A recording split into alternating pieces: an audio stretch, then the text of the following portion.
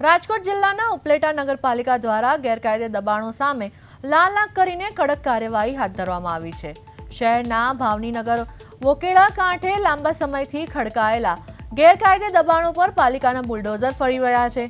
તંત્ર દ્વારા અગાઉ 3 વખત નોટિસ પાઠવવામાં આવી હોવા છતાં દબાણકર્તાઓએ દબાણ ન હટાવતા આખરે નગરપાલિકાએ કડક વલણ અપનાવ્યું હતું। પાલિકા પ્રશાસને વિવિધ સરકારી કચેરીઓ સાથે યોગ્ય સંકલન સાધીને પોલીસ બંદોબસ્ત વચ્ચે આ ડિમોલિશનની કામગીરી સફળતાપૂર્વક પૂર્ણ કરી છે। આ એક્શન બાદ ચીફ ઓફિસરે કડક ચીમકી આપતા જણાવ્યું છે કે શહેરમાં અન્ય તમામ દબાણકર્તાઓ પણ નોટિસો ફટકારી દેવામાં આવી છે અને જો તેઓ સ્વેચ્છાએ પોતાના ગેરકાયદેસર દબાણો દૂર નહીં કરે તો આગામી દિવસોમાં પણ પાલિકા દ્વારા નિયમ અનુસાર આવી જ કડક અને શિક્ષાત્મક કાર્યવાહી કરવામાં આવશે।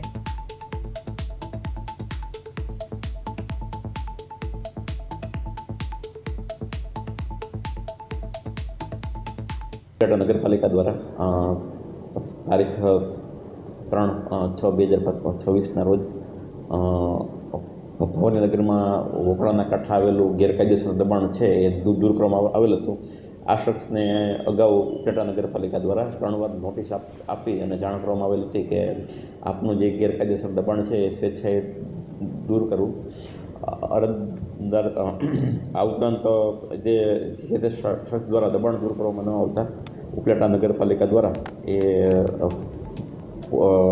અલગ અલગ કચેરીના સંકલનમાં રહી અને દબાણ દૂર કરવાની કાર્યવાહી